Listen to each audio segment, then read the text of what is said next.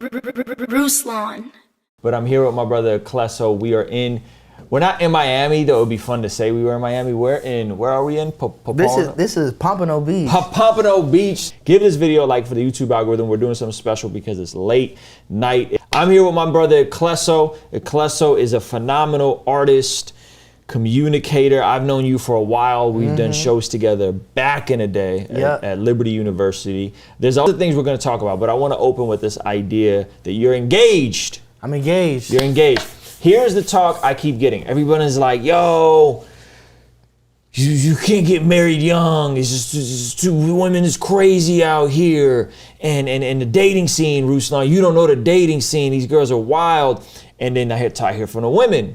And the women saying the same thing about the men.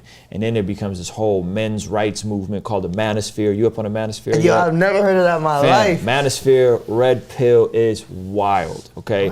It overlaps with traditional values and pickup artists. And the answer is really, I think, what you're doing, which is build an IKEA marriage. That's what they would call it. Build an IKEA marriage, where you're building young, you're starting out, you're building a life together. I got married when I was 23. My wife was 21. How old are you? I'm 27 right now. 27. And how old is your fiance? She's 28. Is there nervousness? Are you afraid of getting married on the younger end of the spectrum? You talk about nowadays, 27, 21, 27, 20, 28. 28. That's considered young today. Yeah. Is there some nervousness going into this?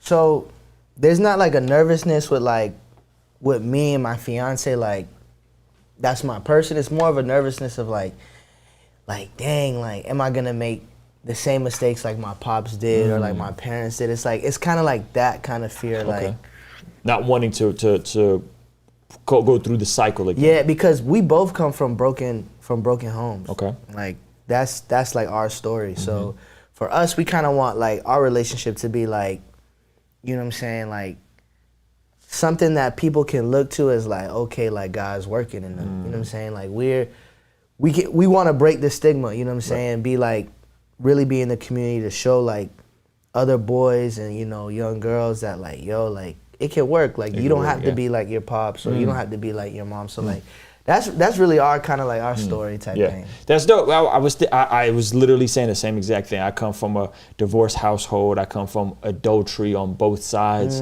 of the household. And initially it was this, I just don't want to have the same mistakes me and my mom and dad did. I want to create something better. Is that coming primarily from your worldview as a Christian and as a follower of Jesus, or is it a little bit more practical than that? Meaning like, yo, we just want to have good offspring. Like, where's that coming from? To be honest, bro, I never really thought of that, but I think it really do come from. I think it comes from my worldview because like if it didn't, I feel like it wouldn't really matter. I really wouldn't see marriage as like final. You know what I'm saying? It would be like. I wouldn't even get married if that was the case. Right. You know what I'm saying? Like I would just kind of be like, okay, I'm with this shawty now, then I'm with. But for real, it's like I'm trying to like, you know, really like my whole dream. I want to be a dad one day. Like, like I love music, I love the art, but it's like my real dream is like I just want to be a dad. You know what I mean? Like that's kind of like my thing. You know what I'm saying? Yeah. So that's kind of like where I'm at with it. That's good. You talk about coming from a broken home, right? I know your mother's from Haiti. My mom's from Haiti. Where's your father from? My dad's from Togo. Togo, which is a part it's in West Africa. West so Africa. like right by Ghana, Nigeria. And how did they meet? They met in France. They met in France? Yeah, my mom was getting like her master's in France, and my dad was getting his education out there too. Okay. So they met over there. So they met over there, and then how did they come over to the States? Well, my mom was already a citizen. Okay. She was already a citizen. In America, she's a citizen. Yeah. Your dad's in France, and then because you guys lived here together, right? Yeah. So I think they got together, whatever, and then they moved to Miami. Okay. Moved to Miami, had me a couple years later. They had my older sister than me. Okay. And so, and then at some point your dad leaves. Yeah. So he steps out of, so he walks out of my life when I'm 12. So I remember it like yesterday. It's January 24, 2007. Wow, you know the date. I know the date, man. I remember the whole vision. So I remember we about to go to school, and I remember I'm in the living room, whatever, and my mom is like standing at the door. So she's standing at the door, and she has her arm crossed like this, whatever. Remember, and I'm kind of like staying there. Like the mood is different. It's not like your typical morning. All right, time to go to school. Da da da. Yeah. So my dad, he walks up to me. He got a suitcase in his hand, and he like bends down on one knee, and he's like, "My son, I'm gonna be gone for 2 years. I mean, not 2 years. He said, I'm gonna be gone for 2 weeks. I'll be right back. While I'm gone, take care of your mom, take care of your sisters, and I'll be right back." And I was like, to me, I was kind of just like, it was weird, but I was like, okay, like why is this whole scene? Yeah. So he leaves, like my mom and him don't embrace, he leaves, whatever, and then that was that. So it went like 2 weeks, couple months, then a year, 2 years, 5, 10. Now it's like 15, it's gonna be 15 years in January. So it's crazy. And the crazy thing is, right, so hold on. Where did he go? He went to Africa. He just went back to Africa. He went back to Africa. I'm assuming there was tension in the marriage that caused him to go back. Right. Okay. And yeah, there was tension in the marriage. It's funny though. I was thinking about this the other day. It's kind of random, but I remember when I was younger, I would go into their room, and I would see my dad with like a mattress on the floor, laying on a mattress on the floor, and I'd be like, "Yo, Papi, why you laying on the floor? The bed's right there." Yeah. And he would say like, "Oh, like my back hurts. Yeah. Like I got back problems, so I'm staying on the floor." And I remember I would look at my mom, and she would like make a face like. But I didn't really peep when I was younger. But like when I was thinking back, in hindsight, it all makes sense. It all makes sense. So you go back like, oh no, you got your butt kicked on the floor. Yeah. But so why I'm asking you these things, because obviously all these things affect us as men today, right? So my backstory: my dad left 6 months after us coming to America. Wow. I was 6, which is wild because my son is 6 now. So it makes me think about that. He's gonna remember this the way I remember that. And what happened for me, bro, I found letters with lipstick kiss marks, and I thought they were from my dad. And I thought, so I brought them to my dad. They were really back in Russia to my mom's side piece. And the arrangement was they both had situationships. They came to America, it was a clean slate. And that was it, you know what I'm saying? And so I didn't know this, that I was holding this level of like responsibility for the deterioration of their marriage until I confronted my dad as an adult, like, why'd you leave? Like, what happened? And he said, you don't remember? Like, this is what happened. And then it all like came back to me, and I connected the guilt and the shame attached to exposing her to him, and then that caused the downward spiral of her then, becoming an alcoholic, us going on welfare, my dad leaving, getting remarried, not really being in my life. And we've since reconciled and we're in a good space. And so I carried a lot of that, and I didn't realize that until I was an adult, So have you had that conversation with your dad as an adult? As you're now about to enter the season of marriage, have you had that conversation with your dad as an adult? Like, fam, why did you just bounce? Like, I was 12, I needed my father. Yeah, so, man, it's crazy because we've had conversations. So, you ever watch those movies where it's like the dad kind of like is like, yo, I'ma get this money and I'ma make this whole situation right. Like, I'ma do this. He's like one of those people like in those movies like that father that has like the big ideas, the big dreams, and they never pan out. Like, it's not like. What's that thing with Will Smith? Yeah, the Will Smith. It's kind of like Will Smith and his son. Yeah. In this movie, you ain't talking about the rich ones. It's literally Fresh Prince of Bel-Air's dad. Like I feel like that's my dad. Are you talking about Fresh Prince of Bel-Air, or are you talking about the movie where Will Smith and Jaden Smith were together? That one too, but like that has a happy ending. Like there's no there's no happy ending. You know what I'm saying? Like, so he's actually out there in his mind. Yeah. I'm finna go out and get the bag and bring it back to the family. But I'm like, so if I'm talking to my mom 2 a.m, because some situation in Haiti's happening, right? Yeah. Haiti's crazy right now. And I'm talking about earlier because my dad does this thing where he be like, yo, I'm coming to bring this, like, and I remember I'm like, when I was young, I was like, yo, like, bro, no one cares about that. Like, no one cares how much money you make or bring back, even if it's $100 million. Bro, you lost 15 years Yeah. of like, you know what I'm saying? Like, you know how hard it is living in Miami trying to figure out life as a kid, like, you know, without a father, like, but that's hard, you know? So it's like I was saying, I was talking to my mom about it. I was like, bro, if he would have come back with $1 million right now, let's say he came back and brought back $1 million. Bro, $1 million divided by 15 is $67K. Like, bro, like, you could have been you could have been a janitor, dog. Exactly, you could have been a janitor, dog. You could have had a union job. You know what I'm saying? Like it was, like, you know what I'm saying? So that's kind of like me, like, bro, like, he's one of those. So in his mind, he's still out. Yeah. Trying to provide for the family. But it's like. And where is he now? He's in the Congo. Wow. He's in the Congo. And is there another family involved? Is there another woman? Is that like, or is that not verified? Or he says no, and I, you know what I'm saying? Like, I'll take his word for it. But there might be some half brothers and sisters running around that you haven't met yet. Yo, you know it's funny? I was showing. He sent me like a picture on WhatsApp. Yeah. And it was him with these two like younger girls, whatever. Yeah. And someone was like, "Yo, is that your sister?" Like thinking it's my sister Sika. Like from here. I said no. Yeah. And they're like, "Yo, that look like Sika." And I'm like, "No, that doesn't." Hey, yo. So there's a chance. I don't think so, bro. You don't think so? Okay. I don't. I mean, people probably on there like, "Hey, that's your sister." Wow. No, I don't think so, because he said nah, like, and if there was, bro, it don't change how I think of him. Well, help me understand. He is out in the Congo. You guys are in Miami. Yeah. The superficial answer would be like, well, life is better in Miami than it is in the Congo, right? Or am I missing something? So like, with him, like, you know, like in Africa, there's a lot of like that oil and like. So there is opportunity outside the United States. That's like a very Western thing to say, right? So I think he, like, I remember when I was younger, like at 10, I'd see him. Yeah. He'd be on the computer and it'd be stuff about oil. I think about. So I think he was like, he's like trying to do stuff with oils. But I mean, come on, 15 years, bro. Yeah. Like. Sheesh. So is he coming to the wedding?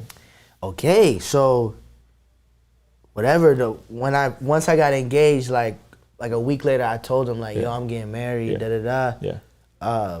Would love to have you at the wedding. You know what I'm saying? So he was like, yeah, I'll be there. Okay. So when we send out our like RSVP stuff, he was like the first one to whatever. Yeah.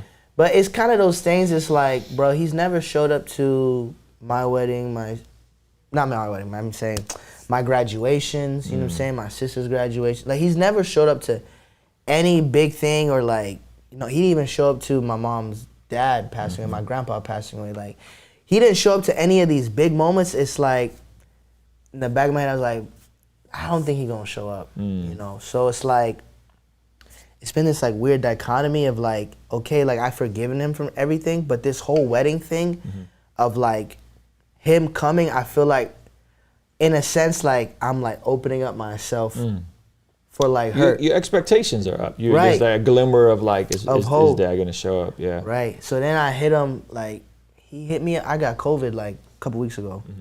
So my mom told him, and he was like, whatever, checking up on me. And then as he's checking on me, I'm like, yo, like, are you coming to the wedding? And he was like, his whole tune changed. He's like, oh, like, I'll let you know by the end of the month, September, I'll let you know, whatever. So I'm like, oh, okay. Right from his tone, I'm like, he's not coming. You know what I'm saying? So then he hit, I spoke to him Sunday, and then he was like, he did that thing, because I remember back in the day, I told him, like, yo, all that dreamer stuff, like, you coming, like, don't talk about that with me. Like, we're going to have a relationship, like, let's just, you know, keep that away, like, you know. So then he kind of, like, low-key was hinting at that stuff, and it kind of, like, threw me off, like, bro, like, I'm not trying to hear that. Man, that's hard, bro. Like, how do you guard your heart against from your father? Yeah. So, okay, because there's so many questions. So I guess the next question is 12, dad leaves. For me, 6, that was huge, right? I didn't understand how impactful it was. Maybe you were a bit more aware of life and things. My sister was 6. Her 6 turning 7 in 4 days. Oof. He left 4 days before my little sister's birthday. What was that like for you to then have to navigate your teenage years without your dad there? Bro, honestly, man, it was like I was So my worldview was like, okay, if you do good things, God's gonna take care of you. Like that was like my working theology. So it's like, okay, God, I've been doing all this good stuff. Why is like my whole world crashing right now? So it was kind of just like, my mind was like, okay, like there's a God out there, but he just doesn't care about black people. Like he just cares about white people, because I see everybody who's like more fair-skinned, their parents are still together, but okay, mine are separated. And I felt like I did it. And you're thinking this at 12, 13 years. Wow. Yeah. So I had to like rework it. So I started even looking into like, at that young age, like, okay, what Islam talking about? What's Buddhism? Like, what's all these other things talking about? But I just felt like God kept showing up, you know what I'm saying, into my life. So it's kind of crazy, bro, because it's like, I was like really looking for some sense of like comfort and validation. So I would look to girls. I would look to girls for that validation, like through my teenage years, and even in like. Well, you're in Miami too. That's like, yeah. I feel like there's like a spirit over Miami, bro. Yeah, wow, man. The spirit of lust. Something's going on. It's in the water, bro, for real. Yeah. The Miami water different. So you then start, you know, being sexually immoral, the whole bit, and then at what point do you get saved, or was it more of like a process for you? It was a process, but definitely I remember I was like junior year, about to go into senior year, and I had this youth pastor who would let me rap after a youth group. He would always tell me, come youth group, yo, you could rap. So he would do his service, and then after he'd be like, he would say, oh, you could just play beats. Mr. Adams, I remember it. You could just play beats and just rap after church. So I would like, I'm trying to rap. So I would just rap for like an hour, because my mom would come pick me up at 10. Yeah. She was working or whatever. So I would just stay and rap. Me and my friend Cedar, we would just rap for every Wednesday. Yeah. And then one day he was like, oh, we're doing a Bible camp, this place called Word of Life. It's up there in northern Florida. Do you want to come? I'll pay for everything. I'm like, nah, I'm not trying to go to Bible camp. And my boy Cito was like, bro, there's some really cute girls there. Yeah, it's always the girls. They got a basketball tournament after, all this stuff. And he's like, oh, I'm going, and my boy Matthew Bryan going. I'm like, oh, bet. If all my friends going, like, shoot, I'm going to go. Yeah. So I went, bro, and that joint rocked me. It rocked me, and I was like, okay, I need to live my life right for Jesus, So you get saved at church camp. Yeah. And you're also doing sports. Yeah, I was nasty. And I know you were pretty incredible with track. Yeah. Were you also playing basketball? Because we've hooped before, and you're pretty nice. I was. So once I found out in like 10th grade that like I could go really far on track, I kind of like put basketball to the side. Okay. But I would still play on the team and stuff. But like if I did anything for basketball, I could probably walk on to like a D3. Okay. But track, I was D1. Like if I didn't tear my labral on my hip, which is funny, I'm about to see a doctor in 2 weeks about getting surgery. I think I could have went pro with it. So you then end up at Liberty University. Yeah. Which is very ironic, especially for what Liberty University has been known for recently. Right. With Jerry Falwell Jr. Yeah.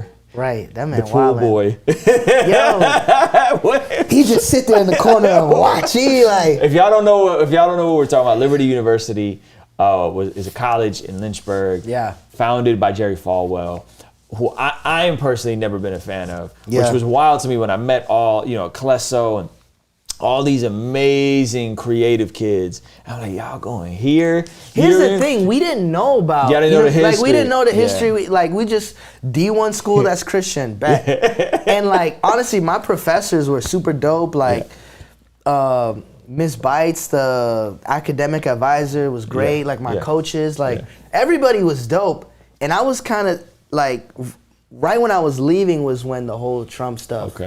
What's happening? So then the school, I was like, well, what school is this? This is a different school. Yeah, see, I pulled up like what's you know what I mean? I knew of Falwell, and I knew the energy he was on years and years ahead. Because I remember, I was 17, 18 years old around 9/11, and I remember him going on TV and saying wild stuff about 9/11 and why that happened. So I was like, yo, this man is off, you know, and but yet you guys were there, and it was the whole thing was really interesting because there was this real cool pocket of incredibly talented kids from Liberty, and we threw a couple shows there, and you were kind of always the one that like stood out, like you was like the one of the nicest ones, and not to say that the other folks weren't nice, but I remember doing the show, and it was we brought Foggy out. Yeah. I don't know if you remember. This is 2015. Well, I remember it so vividly. I remember I was rapping, and then as the last song, you put your hand on my shoulder and you was jumping with me. I don't remember. And that. Yes, bro. And I remember I looked, and in my head I was like, yo, Ruslan's on stage with me. Ruslan's on stage with me, jumping up and down, bro. Bro, I was so geeked off that, bro. So you build a following in town, in like a following in Lynchburg. Yeah. Then you relocate back to Florida. Well, first I go to Bayou. I go to San Marcos first. In Vista, when I stayed with Tanner and Foggy. You were actually going to college there for a while. And Liberty, like right after I left, I didn't finish college. I went to Vista and all them. Wow. I stayed with them in Oceanside. How long was that? That was like 6 months. Okay, that wasn't very long. And then I came back to Miami. And then you came back to Miami. And I linked up with Gavi when I came back here. And so then you could partner with Gavi. So now you grow up, you make it through your teenage years. Seems like sports was one of the outlets for you. Yeah. You have this radical encounter with God. Where do you think you would have ended up? And this is like a macro conversation. This is I like having these conversations because I think it gives people context and hopefully gives people empathy. Where do you think you would have ended up had your father's out of the picture? You got a great mother, but you had sports and God, Jesus, right, and a youth pastor that gave you an outlet. How do you think your life could have went had you not had those outlets? You know, it's so wild. Like, my mom, she would literally, and this may be putting out too much money, but she would, like, borrow money from other people to, like, put me in private school during this time. Like, Christian private school, day Christian school in Hialeah. Yeah. She would borrow money from people to put me, like, bro, and she would borrow money to put me in private school, but we'd have no lights. There'd be no power in the house. Wow. There'd be no water. We'd have to go to this place to get like well water and fill it up, fill up different containers to. This is in Miami. Miami, bro. Yeah, we had no power, no water, and the thing is, none of my friends knew that. Like I was dating a girl at the time. She didn't even know that, right? And she would borrow all this money just to put me in Christian school because even though she didn't believe, she didn't really believe in Christianity because she felt like it failed her, right? She would say, like, it's better you have that education because I don't want you running wild. So I think like I see a lot of. So she was intentional about giving you the right framework, even though she wasn't all the way sold out. Exactly. Herself. Wow. Cause she's seen the power of what Christianity can do to help people. Right. But she didn't believe it for herself. Right. Cause she felt like the church failed her when my dad left. Yeah. They abandoned her because of the whole divorce thing. Right. Which is hypocrisy. Whatever. Right. But all that being said, I mentor young kids who don't have their fathers, right? Like kids who have gone on to go, like who are in jail, who have been killed, like, you know what I'm saying, are in that street life. They don't have their fathers. Like I've seen the negative impacts of what that does to a kid. Like, and it's generational. Yeah. It's generational if you don't have a mother my mother moved us out of, we were in the City Heights, Normal Heights area, and I was getting in trouble. I got arrested at 11. And same thing, she moved us to the suburbs. She moved us to Vista, you know what I mean? And had she not done that, I don't know what could have happened, you know? And that was the catalyst to me taking sports more seriously, taking my faith more seriously, taking my music more seriously. You know what's crazy though? Like, okay, my dad left my life, his dad was in his life. And what's interesting, when I talked to him about that a couple months ago, because I'm getting married, so I'm trying to figure out the family history, right? When he's talking to me about his dad, he's like normalizing his dad not being in his life. And it's interesting because I feel like a lot of times, like, people who come from traumatic like histories, backgrounds, they normalize the trauma. They like, it's like, oh, that's nothing. Like, they don't really work through it. It's normalized. So when they do it, it's like, it's not a big deal. It's not that serious. Yeah.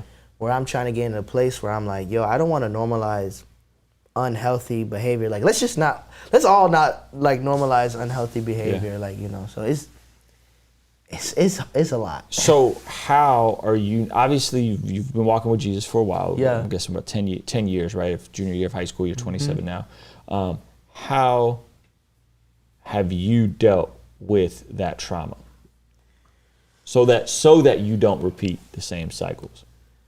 I think at first it started with just kind of like just writing poetry, like walking through that, like in the music. I feel like the music really helped me, you know, through a lot of stuff. And then I started like I started opening up to my friends, and then I started like opening up to like different pastors, but like. So there being an outlet to communicate and actually. Because a lot of times, bro, I don't think we can process this until we're adults. Yeah. Because you don't really, like, life is happening to you, and then you grow up and you're like, wait a minute, like, that wasn't normal. Yeah. You know what I mean? Yeah. So now you have these outlets, and what you said, pastors, friends? Yeah, and then I started getting counseling. Okay, talk about that. Yeah, you know, counseling was weird for me because when I got counseling, when I started getting I used to get counseling for like anger management because I had a lot of anger management problems. Issues, whatever. Which was probably another symptom of all this. Yeah. Oh. So I started getting counseling, but the root for why I started the counseling was because my best friend Darius died. He tragically died in a car accident. So then I started getting counseling, and then it opened up the stuff with my pops and stuff like that, and the death. So it was like working through those traumatic instances, and that kind of really helped me. But like, you know, like, I don't know how to explain it, but you ever been in a place where it's like, you feel like you're going through so much, like, I don't know how to explain it, but like, you just don't want to bring people into it. So I stopped showing up to the sessions, which I shouldn't have. And then I was going to drop out, like 19, I was going to drop out of school completely. And then like actually Darius's father called me and told me, like, don't quit, don't stop, because Darius wouldn't want that to happen to you. So I was like, okay, like I'm gonna stick with it. So it's like, I don't know, if it wasn't like for people like that, like reaching out, but I definitely want to start going back to counseling. I'm in premarital counseling right now, and that's been like, my dog Muchi Ukebu, pastor out of Miami at the Brook, he's been like, I don't know, like that's my big bro, but that's been like a blessing, like just him like pouring into me and helping me walk through this stuff, like seeing stuff from my past and like, okay, let's walk through that and see, you know what I'm saying, how that plays out type thing. Oh man, I wish that this was pressed more onto me before I turned 30. Like, I wish people were sitting me down like, bro, you should really go to therapy. Like, you should go to counseling. Like, I tell people all the time, like, I'll pay for your first therapy session. Like, I'll like go see someone, go sit down, because I think, especially if you have serious traumas like sexual trauma or all these different things, man, because again, we don't really know how these things impact us. I want to come back to the marriage thing. Your mother is in Haiti now. Yeah. But we're close. You and your mom are close. Very close. Haiti's, you know, historically has had a really interesting history. Can you talk a little bit about that? Because I want to unpack that just briefly, but I have a bigger question for you. But just for folks who don't know, I just learned about this recently in terms of how weird the entire, like, why that nation is in poverty is not just because. It's not because they don't work or hardworking, right? So when you look at the history of Haiti, it's like, first there was indigenous people, but then they brought people from Africa and they were enslaved by the French. It was a French colony, right? So then when Haiti rose up, the first people on the western side to, like, you know, get their independence, when they rose up, after they rose up, France was like, okay, you gotta pay us. Like blackballed them, basically. You gotta pay us like X millions of dollars so we don't bring our forces, like other forces, and wipe you out. So pretty much the freed slaves had to pay the enslavers for their freedom to keep on. So this crazy dichotomy. So it's like, not only that, what the French did, they like destroyed. So when you in crops, like when you see stuff like in the Bible or just how farmers do it, like they'll plant in one section, but then after they're done, they'll go to another section and let the thing rest. You know what I'm saying? So what they did, they like destroyed a lot of the natural resources. So a lot of the stuff they was known for making, like sugarcane and stuff, like they couldn't make it because they literally destroyed the resources. That's why you look at the DR so prosperous in a sense, is because one, they didn't have to pay back their enslavers, and two, their resources were good. So they literally crippled the country and then crippled them financially, you know? So it's like, bro, it's like you're trying to run a marathon with 2 huge boulders on your back. Like, how can you succeed, right? So that's kind of like why Haiti has struggled so much. And then over the years, like, you know, there's some corruption in the government, as in every government, there's corruption. But how do you, in light of, because there was recently an earthquake there. Yeah, my mom was there. A country that's struggling, right? A country that isn't struggling because they're lazy or whatever, right? How do you, as someone that's gone through everything you've gone through, make sense of suffering? Man, that's kind of been like something I had to like really dig in deep since I was like 12, teenager. So it's like, how I make sense of it is like, we live in a broken world that everybody, no matter who you are, is touched by this brokenness that affects us all. So it's like, I think a lot of the questions I used to ask was like, hey, yo, God, like, why am I going through this? Why am I suffering? Why me? Why me? Why me? Why me? And I stopped asking why me, but it's more like, okay, God, like use me in a sense. So it's like, okay, like I'm suffering, he's suffering, she's suffering, they're suffering. How do I make sense of this suffering? Is like, okay, like we're all gonna suffer in some extent, but it's like, what's gonna give you that peace throughout the suffering? What's gonna keep you intact throughout the suffering? And for me, it's God. Like, you know what I'm saying? It's like, that's when I think of like, when I read scriptures and it talks about how like God is gonna come and make everything new. Like, that's something to look forward to. Like, you know what I mean? That's something, you know what I'm saying, to celebrate. I think when I was like looking at a lot of, you know, different religions when I was younger, it was like, there was a lot of finality to it. You know, it was like, but when you look at scriptures, it's not just like, what is dope, it's like, it's not just this future coming, but it's like God can help you in this suffering right now through it. Like, God can help you get that peace right now. So when I look at suffering, it's more like, it's not like I'm tired of this like victim mentality, like why me?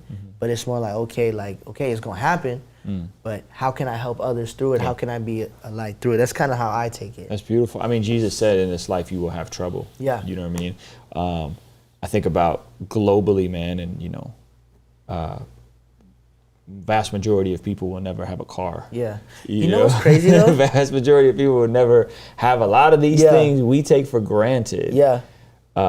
Most people will never, like poverty here in context. I mean, you were talking about not having running water. That's a different type of poverty, right? I remember maybe going without food a little bit, but we always had a roof over our heads, right? But you're talking about other places of the world. Yeah.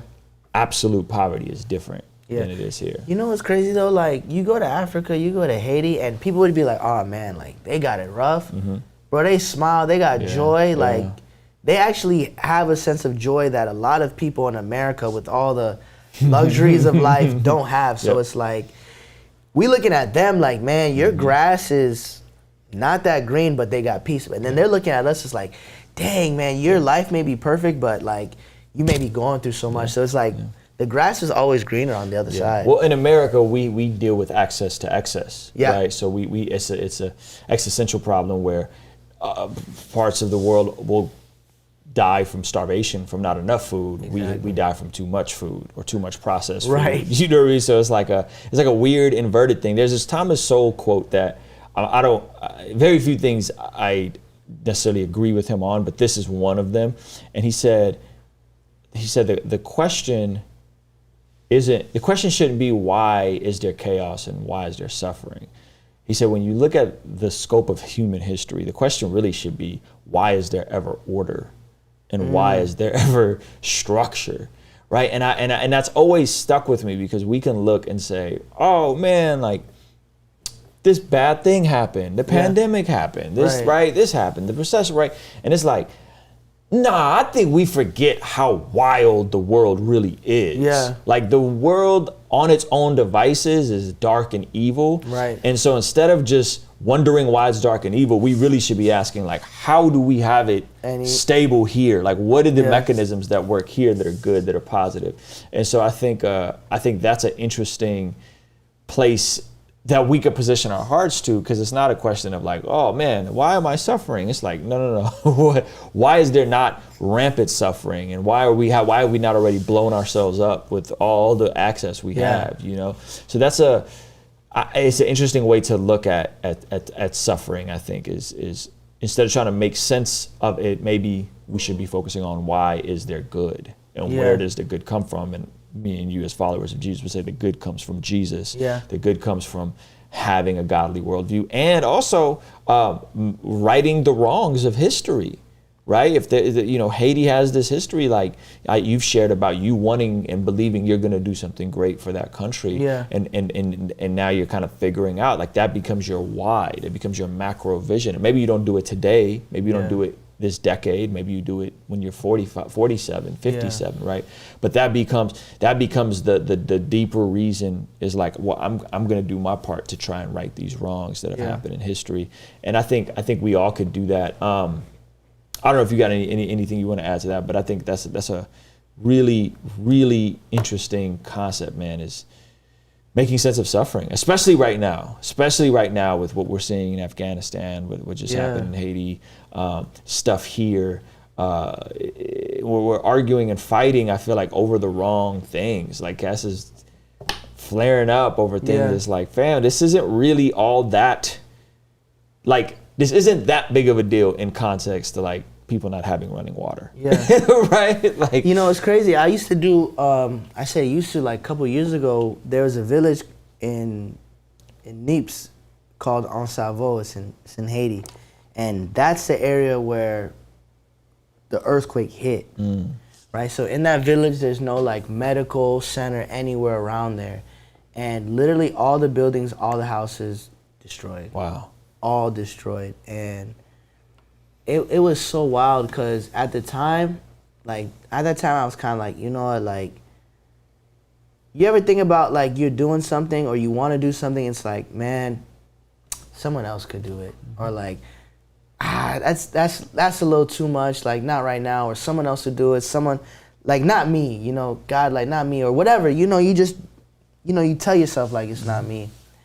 And then, like, that happened, it's like, man, like, if not, so, like, why not me? Yeah, like, why not me? Me? Like, so, like, that happened, and, you know, it was crazy. My younger sister, Sika, like, super warrior, like, she collected a whole bunch of stuff, and she went over there and brought supplies, and then I'm gonna follow up in a couple while to see, like, what we can do for, like, long term. How can we help this village long term? How can we bring medical facilities, a school there long term to, like, give these young kids a future, right? Because you know, that's what my mom did for me. She sacrificed to give me a future. Like, I want people to have that same thing. So, like you said, it may not be 10 years, whatever. It could be in 2 years, Lord willing. But it's like, I want to be able to, like, really help people who are suffering. Yeah. You know, like, it's beautiful. Yeah. And I think most people don't quite understand how inexpensive it could be to move the needle, right? Like, I've talked about this. There's, I believe, an organization called Charity Water, and they go in and they build wells in parts of the world that don't have clean water. And when you do the math, at, you know, approximately $10,000 to $15,000, and you can literally build a well. You could that's the resource it takes to then build a well in this part of the world where there isn't clean drinking water, and completely revolutionize an entire community. Yeah. So they have this whole campaign of donating your birthday, which I think was what I'm going to do. So instead, I'm turning 37 this year. So instead of saying, hey, you know, buy me something. It's like, now everybody go donate $37 to this. And if you can, so I say all that to say, I don't think it requires as much resource when people understand and come together to radically move and change things in these people's lives. Yeah. Let's come full circle, right? So you are about to be married in what, 45 days, 50 days? 75 days. 70 days. Wow, my math is fuzzy, man. Fuzzy math. Young people watching this, maybe they're younger than you, maybe they're your age, maybe they're older. They're frustrated. They've gone through suffering. They've gone through trials. They don't know what they don't know. They don't know they have issues. They don't know the trauma from their childhood is flaring up and making them dysfunctional and toxic in relation, right? They don't know these things. And so they're watching this video, they're watching some of my other content. What advice do you have for folks in the dating scene, space, and how would you encourage people to get to a place where, one, you can heal, but two, you can move and build a new life and a new legacy where you don't repeat the same patterns? Yeah, I would say honestly, don't look for someone that's gonna complete you. Okay. Because people will fail you, right? Okay. The person you love is gonna fail you, your wife's gonna fail you, whoever, your girlfriend, boyfriend, they're gonna fail you. Like, look for God to like complete you, right? So that's I would say first. Like, get stable first. Get stable first. Deal through your trauma first. If you don't just get into a relationship, like if you haven't worked through, we're always gonna have things we're working through, but like make sure you do a lot of work before you dump that on another person. You know what I'm saying? Also, I would say is. Would you, not to cut you off, would you say if you don't do the work and you remain unstable, unhealthy, that you'll probably attract people like that to you? For sure. Because whole healed people don't go looking for unstable, unhealthy people that haven't dealt with their stuff. Unless they have codependency issues and they're trying to be fixers. Or if they're like, or if the person is manipulative and they know how to hide their stuff, then they could maneuver in a way till you don't really know until you're in it, type thing. But like honestly, like really like work through your demons, really work through the stuff that your traumas that you're going through, like before you hop into something. And also, I would say like go 100%, like you know what I'm saying, like you don't want to get 50 and they get 50. Like my coach Isaiah used to tell me, like, nah, you want someone that's gonna give you 100%. So make sure y'all both are going 100%. And I think the last thing I would say was on the tip of my tongue is like be with somebody that you could like build something together with. That's kind of like my thing is like, it's like with me and my fiance is like our vision, like for our family is like we want to be a light, be able to impact our community with our gifts with our giftings in our community, in our friends, in our family. We want to be able to impact them, for God. Like that's that.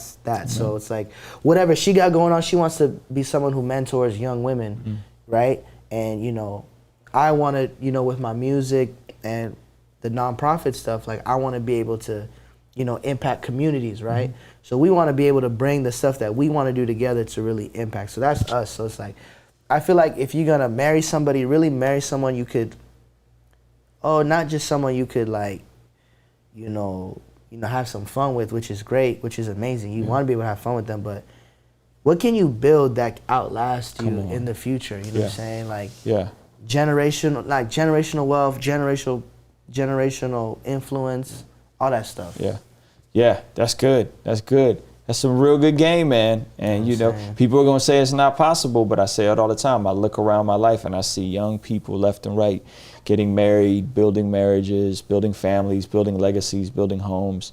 And I think it's possible, but I think you're totally spot on. Do the work first. Do the work on yourself, because taking that into marriage will complicate marriage, and we're all gonna take something, right? But at least you're self-aware and those triggers and all that kind of stuff. Tell us about what's going on with the music and the new podcast. Yeah, So I started a new podcast called Talk to Me Fully, and it's pretty much, it's a fun show where like we talk about different things that are happening on in the world, and we just invite you into like our living room, and we just have conversations, candid conversations. It's on YouTube? It's on YouTube. Talk to Me Fully. First season is done. Nice. It's me, my cousin Ricky, my boy Drew, Will, and then my boy Kyler. Okay. So it's really fun. It's enjoyable. Dope. Yeah, Dope. and then with the music, right now working on a little triple single, working on some music, and got some collabs in the works with some artists I really rock with. So it's exciting. Dope, man. That's it. Anything else? Did we forget anything, Zach? We hit everything? Every talking point? Hey, guys, if you enjoyed this video, I'm going to this camera. If you enjoyed this video, right now, stop what you're doing, click out of the chat, or if you're not even watching the chat, just give this video a like, okay? Give this video a like. Make sure you're subscribed. 55% of the people who watch this channel are not subscribed, so make sure you're subscribed. And let us know what you think about this conversation in the comments section, because I do want to hear from you guys. And make sure you guys go subscribe. Your podcast is on your Clesso YouTube? It's on a Clesso YouTube, yeah. Clesso YouTube. Go check out a Clesso on YouTube. I'm going to go to the... Subscribe to a Clesso's YouTube channel. Yo, check out his music, because I think if you have reasonably good taste, you're gonna love his music. Some of y'all talk to him fully. I don't know about y'all taste. Y'all be you know, you be kind of funky with it. I know a lot of y'all trying to bring back the extra duper, super duper trance. You remember them trance pants? They're coming back, bro. They're the way you used to wear them to the raves. You know what I'm talking about? The real baggy pants, those are back. So y'all got some questionable taste. Y'all trying to be a little too much of a hype beast. But listen, regardless. Low-key, I may rock those pants. Don't do that. Please don't do that. Go follow Clesso and check out his music. You will be pleasantly surprised by the quality of the music. And now I'm super excited he's in the content space, and we need more young voices like his and his perspective. So thank you guys for watching this, man. Any final words before we get out of here? Love you guys. Ruslan's a man. He discovered me, and he's always blessed me. Keep following him. There you go. Kingstream Entertainment. Ruslan. When the culture says do what you love, we respond with love what you do. You may have responsibilities that you aren't passionate about, but loving what you do means being faithful to what's in front of you, committing to excellence as if that were your greatest dream. Colossians 3:23 says, work diligently at whatever you do, as though you were working for the Lord rather than for people. Love what you do. Love what you do. Kingstream Entertainment. Yo, thank you so much for making it to the end of this video. If you found it valuable, considering giving it a like and subscribing. This month, I'm releasing the Love What You Do collection. And to celebrate, I'm doing a 3-day virtual event to help us go from learning to love what we do to ultimately doing what we love. By the way, it's free, so hit the link in the description to grab your seat today.